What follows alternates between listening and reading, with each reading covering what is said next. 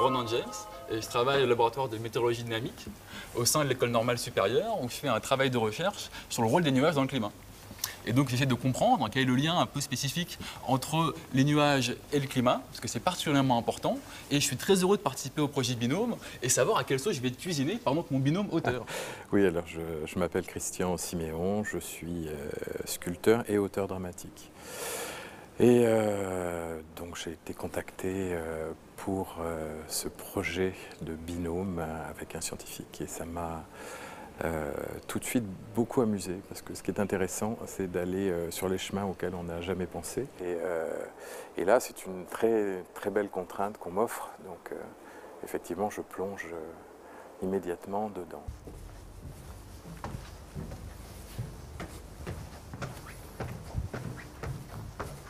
Bonjour. Bonjour Christian. Ronan. Donc on est bien d'accord, là vous avez 50 minutes là pour parler ensemble. L'idée c'est vraiment, Christian, toi tu dois donc choper de la matière pour écrire une pièce ensuite d'une demi-heure. Toi Ronan, tu dois vraiment te prêter au jeu ou pas. Enfin, tu fais vraiment comme tu veux, mais l'idée c'est quand même vous former un binôme et d'arriver donc à raconter cette histoire ensemble, ou en tout cas Christian à partir de ce que tu vas lui fournir. Bon courage, merci. Donc moi je travaille sur le climat. Et donc sur l'atmosphère en particulier. Ouais. Parce que dans le climat, il y a toute une partie, il y a beaucoup d'interactions. C'est ce qui me passionne particulièrement, le fait qu'il y ait beaucoup d'échanges et d'éléments qui vont réagir entre eux. Donc on peut dire qu'il y a l'atmosphère, on peut dire qu'il y a le haut et le bas de l'atmosphère. Oui. Et donc moi je m'intéresse aux échanges entre le haut et le bas. Et c'est quoi la ligne de séparation? Alors cette ligne de séparation, elle porte un nom un petit peu bizarre qui s'appelle la tropopause. Oh, j'adore. Tropopause, ça s'écrit comment? Alors comme ça, po et pause comme une pause. Ah d'accord. Tropopause. C'est un beau titre. Et Bon, cette tropopause, on peut presque la voir ici. Parce que donc, moi je disais le haut et le bas. Et donc en fait, le haut s'appelle la stratosphère. Ouais. C'est stratifié, c'est là où il y a la couche d'ozone notamment.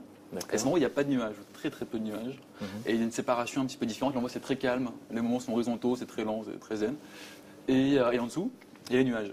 Et là, on voit, c'est particulièrement actif. Là, tu as des gros nuages ici, on ne voit pas très bien, mais là, en dessous, il doit pleuvoir beaucoup quand même. Et donc ça, c'est la troposphère. En bas, c'est là où on habite. D'accord. Et donc, la tropopause, elle va séparer la troposphère de la stratosphère. Essayer de comprendre comment est-ce qu'on passe de l'un à l'autre. Comment est-ce qu'on passe à travers la tropopause? Ça, c'est intéressant parce que ça va pouvoir changer les impacts sur le climat. Attends, parce qu'il faut... Mais juste, si j'ai... Enfin, l'air au-dessus et en dessous de la tropopause a est différent. Enfin, il a des... Oui. Ouais.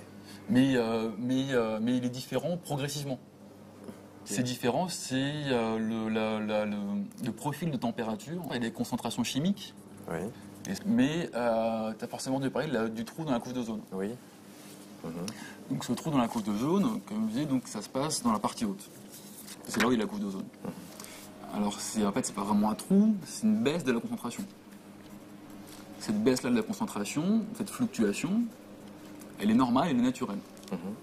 Il a toujours été comme ça.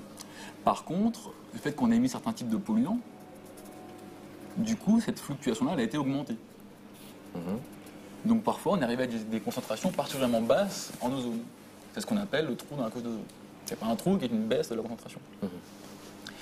Et en fait, pour avoir cette baisse-là particulière, c'est un processus assez compliqué où il faut avoir pas mal de processus en même temps. Notamment, la température joue un très grand rôle. Pour pouvoir un trou dans la couche d'ozone, il faut qu'il fasse très froid. Et ce qui a l'air de se profiler, c'est que les concentrations de CO2, donc qui augmentent dans la troposphère, elles vont réchauffer les parties basses de l'atmosphère. Par contre, une fois qu'elles vont passer la tropopause, qu'elles vont arriver dans la stratosphère, elles vont avoir un rôle différent. Là, elles vont refroidir. Donc du coup, on voit qu'en émettant plus de CO2, quand ce CO2-là, il arrive dans la stratosphère, il va la refroidir, et donc potentiellement, on peut avoir de plus grandes fluctuations dans la couche d'ozone parce que la stratosphère est plus froide. Donc c'est deux choses qui sont un peu décorrélées, parce que le CO2, c'est un truc à très long terme, qui évolue lentement, et les trous dans la couche d'ozone, c'est quelque chose de très ponctuel. Mais on voit qu'en refroidissant petit à petit la stratosphère, ça a tendance à augmenter la potentialité d'avoir un trou dans la couche d'ozone. Parce qu'on la refroidit. Et si on la refroidit, on a plus de chances d'avoir de trous dans la couche d'ozone. Et Donc ça peut être un type d'accident. Ouais. Mais en fait, le fait que tu parles d'accident, ça me fait penser à autre chose qui est un peu plus abstrait, mais quoique, c'est justement autour de cette histoire de parcelle d'air. Parce que en fait, ça m'a fait penser à un événement, il peut être réversible ou irréversible. Enfin, c'est un mot qu'on utilise beaucoup dans nos parties, mais en fait, qui veut dire est-ce qu'on peut revenir en arrière ou pas. Et notamment certains passages du haut au bas de l'atmosphère, ou du bas au haut de l'atmosphère, ils peuvent être irréversibles. C'est-à-dire qu'une parcelle, si elle passe un certain seuil, elle reviendra pas, ou pas avant très très longtemps. Et justement, c'est un intérêt de questionner ça. Quels sont les échanges qui vont être irréversibles, qui vont faire en sorte que pour une parcelle, ce sera un accident. Une fois qu'elle aura passé cette limite-là, elle ne reviendra plus. Avec une autre partie, des échanges qui vont être réversibles. On va fluctuer, on va passer d'un côté à l'autre, on va revenir et on va faire sa petite vie comme ça. Et en tout cas, moi, dans mes recherches, cette notion-là de savoir comment est-ce que les parcelles vont changer d'histoire, si elles passent un certain seuil ou pas, c'est assez au cœur de mon travail. Ça te changer d'histoire. Dès qu'on fait passer un message scientifique, parfois c'est un peu soit la peur ou soit le gros engouement autour des connaissances, des technologies, des choses comme ça. Et parfois c'est un peu regrettable le fait de dire que pour qu'un message passe, il faut parfois chez les gens qu'il y ait ce côté-là, culpabilité et alarmisme. Sinon, parfois ça rentre pas. Une des choses qui m'a marqué le plus quand on parlait de ces messages-là, c'est les gens qui vont être les plus touchés, comme partout, par ces perturbations-là, c'est les gens des pays pauvres. Et eux qui, en plus, c'est très paradoxal, c'est même plus que paradoxal, c'est les gens qui auront le moins pollué, qui vont en recevoir les effets les plus forts. Donc sur l'accident, du coup on va réfléchir en même temps, sur l'accident, c'est la difficulté à se rendre compte qu'une évolution à long terme, elle peut avoir des fluctuations, elle peut avoir des impacts très très forts ponctuellement. Fondamentalement, la Terre ne va pas changer du changement climatique, quoi. Il ne va pas y avoir de catastrophe énorme de ça, quoi. C'est sûr que non, ça n'a jamais été dit. Par contre, ponctuellement, il va y avoir des événements forts qui vont vraiment perturber les gens. Ça ne sera pas sur des milliers d'années, mais il y aura des petits changements et c'est toute la théorie des événements extrêmes. Et là, on va dire que par exemple, il va y avoir la moyenne. La moyenne de n'importe quel événement. Hein. Ça peut être la température, les précipitations, la neige, quoi que ce soit. Donc là, on a la moyenne ici, donc c'est ce qu'on s'attend à voir le plus souvent, et après des événements ici qui, a priori, ne vont pas arriver très souvent. Mais ils arrivent pas très souvent. C'est donc ce qu'on appelle les événements extrêmes, peu probables. Et donc après, ce qu'on peut regarder, c'est qu'est-ce qui se passe si on change la moyenne. Donc on va déplacer cette moyenne d'un côté. J'essaie de faire un dessin un peu près cohérent. Hop.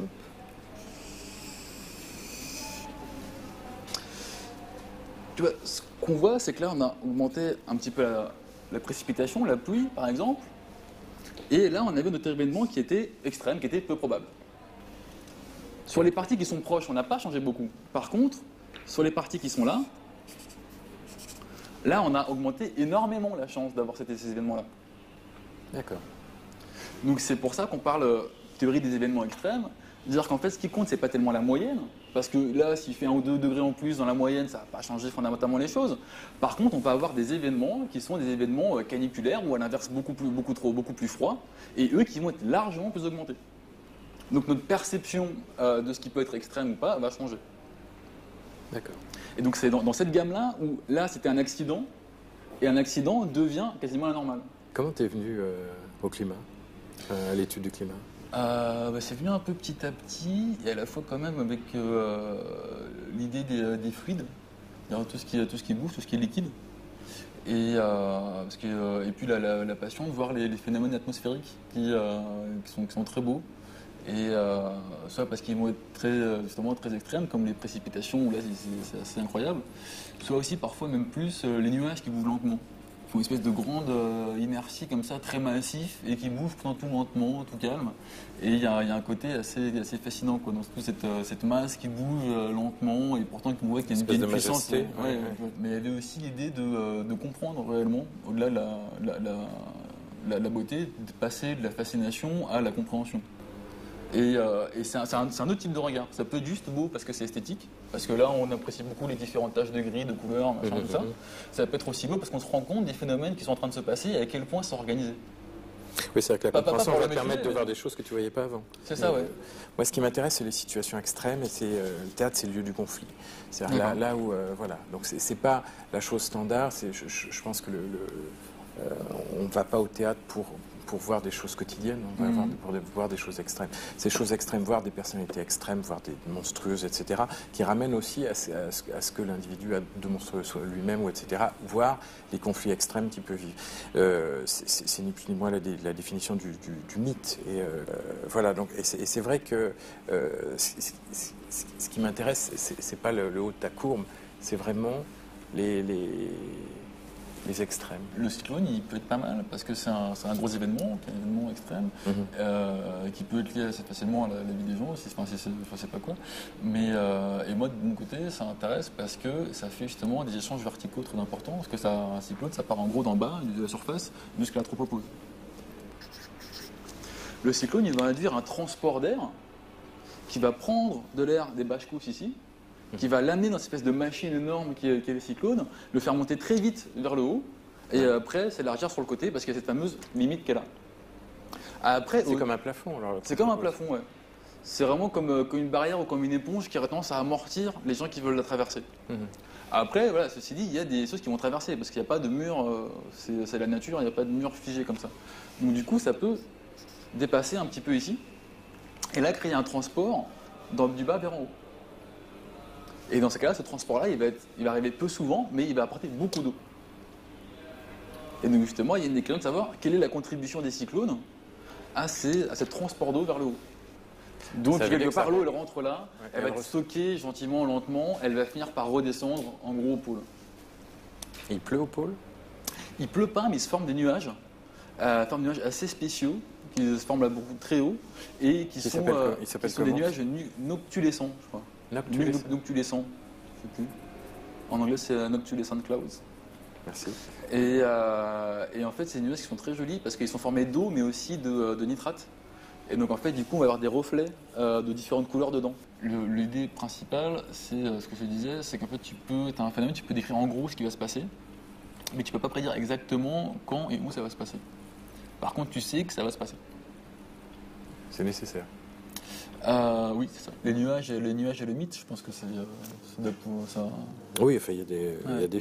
Et puis, ce côté-là, j'étais là pour moi, le côté de l'anthropopause qui sépare l'espèce de monde humain turbulent avec toutes ces péripéties, ces choses, ces accidents, et une espèce de lieu un peu comme ça, qui revient quelque part au truc des Grecs, machin, un lieu tout zen, machin, il se passe pas grand-chose. Et qui est d'ailleurs assez hostile, parce qu'avec l'ozone à respirer, c'est extrêmement mauvais. Ça protège des rayons, c'est très bien, mais par contre, il ne faut pas l'aspirer. Ça détruit en fait l'intérieur, c'est cancérigène, quoi. Donc c'est un milieu assez hostile, en fait. À l'humain. À l'humain, ouais. Il y a de la vie? Non. Rien? Donc bon je sais pas, Christian, t'as un peu des pistes, des infos J'ai juste envie de mourir, mais mais c'est tellement dense et voilà. Maintenant, bon. Ouais, alors tu connais, enfin, particulièrement, je m'adresse à toi, la règle du jeu, c'est que tu n'as pas le droit de recontacter donc Rodan. Donc le 20 juin, le principe, c'est, quand je dis le 20 juin, si c'est prêt à quelques jours avant, c'est formidable, remise du texte, Remise de 20 juin. Voilà, par Christian. Ensuite... Une demi-heure, hein. Ouais, une demi-heure et pour 3 voix.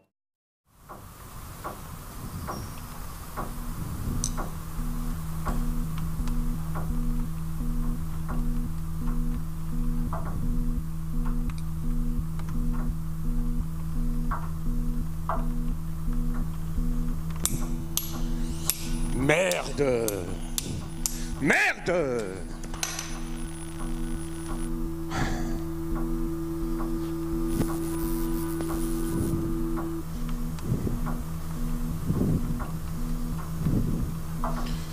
Là, j'arrête.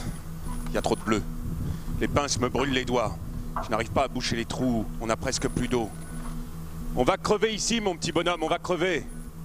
En plein désert libyen. Tu dors, mon prince? Bonjour.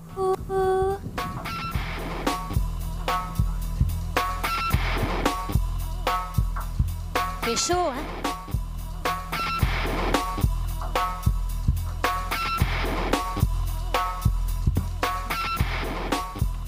En panne? Un mirage qui parle, une petite fille avec une horrible poupée. Vous le connaissez? C'est mon frère. Je le cherche depuis des années. C'est votre frère? Oui. Vous n'avez pas été élevés ensemble? Bien sûr qu'on ne se ressemble pas, si c'est ce que vous voulez dire. Lui, il fait dans le poétique, je fais dans le pratique. C'est ça qui m'ennuie. Médiatiquement, je veux dire. Parce que c'est une célébrité, vous savez. Il sourit. Il doit penser à sa Rose. Vous, il vous a fait le coup du mouton. Oui. Et après, vous avez fait tout ce qu'il a demandé de faire. Oui. Mais attendez, je vous reconnais. C'est vous l'écrivain. J'ai vu des photos dans les journaux. C'est vous qui avez raconté son histoire. Son histoire. Le petit paix. Je dis le petit paix parce que le vrai titre est sous droit. À cause de vous, il est parti pour emmerder des générations d'enfants pendant des dizaines d'années. Il était temps qu'on se rencontre. J'ai un truc à vous proposer. Votre petit paix a besoin d'une suite. Et cette suite, c'est moi. Et ce sera plus marrant, croyez-moi.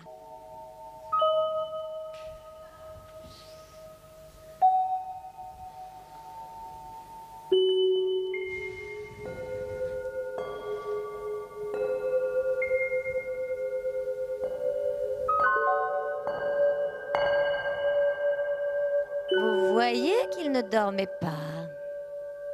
Tiens, bois. Je vais t'aider. Il parle. Qu'est-ce que tu dis? Je ne comprends pas. Qu'est-ce que tu dis? Qu'est-ce qu'il dit? Dessine-moi un pansement. Imbécile. Est-ce que tu as réparé l'avion? Quoi? Est-ce que tu as réparé l'avion? Il dit, est-ce que tu as réparé l'avion? Oui, j'ai entendu. Et alors? Non. Non, Pourquoi? je n'y arrive pas. Mais il faut partir. Tu avais promis. Ma Rose nous attend. Elle va finir par m'en vouloir, je la connais. Alors, pour rentrer chez moi, il faut juste cela. Traverser la surface. Ah, tu parles de la tropopause. Il parle de la tropopause. Hein? Avec ses pauvres petits mots. Hein? La tropopause, la limite supérieure de la troposphère. La couche atmosphérique en contact avec la surface de la Terre. La limite inférieure de la stratosphère. Et comme sa hauteur varie en fonction de la température du sol, elle est plus haute en été qu'en hiver. Et plus haute à l'équateur qu'au pôle. 18 km à l'équateur, hein, qui sont aussi dus à l'activité convective, contre 8 au pôle, avec une altitude moyenne de 11 km. Parce que vous voyez, s'il y a un plancher des vaches, il existe un plafond des oiseaux. La limite de la biosphère, je traduis. Mais arrêtez avec cet air idiot, je vous parle. Ah, pardon. Parce que je dis la même chose que lui, et en plus clair. Ah oui? Oui, la précision, c'est ici que ça se passe. Mais ça ne rend pas pareil. Ah non? Non. Tu as toujours été jalouse, Jalouse d'une herbe qui a mal tourné. Oui. parce qu'elle est délicate. Les roses, elles ont changé. Aujourd'hui, elles font du sport et des études. Ah, et puis tu m'emmerdes avec ta rose. Ma rose, ma rose. Tiens! La voilà, ta rose. Je suis passée sur le B612 et ta rose, je l'ai cueillie.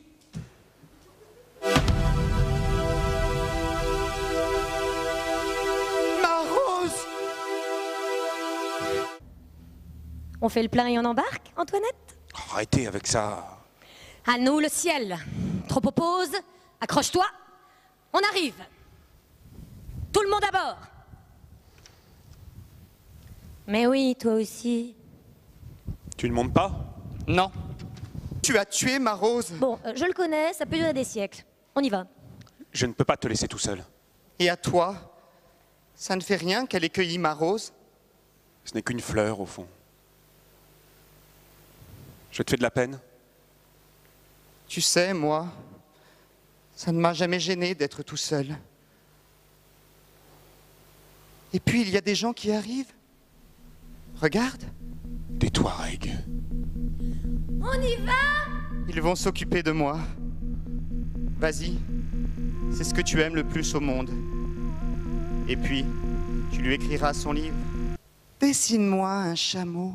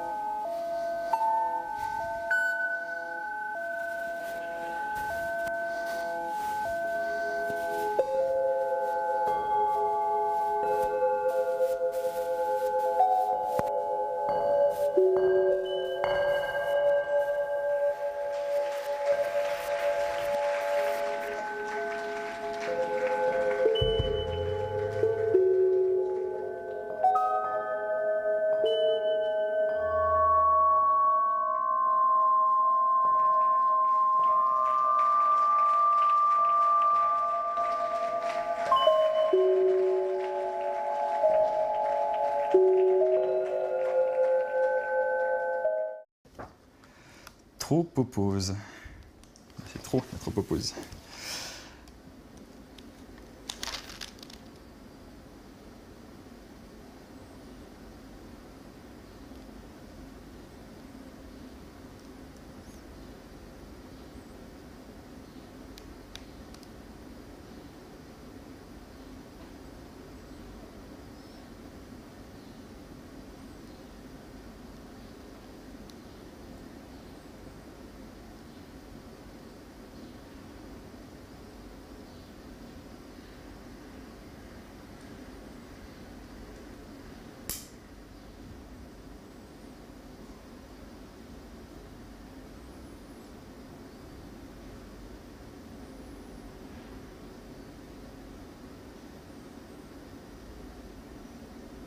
C'est bien parce qu'il y a un choc à la lecture. Et il faudrait du temps pour savoir ce qui s'est passé dans ce choc-là. Mais...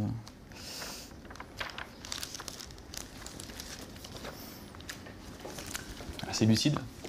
Et elle est magnifique et terrible en même temps.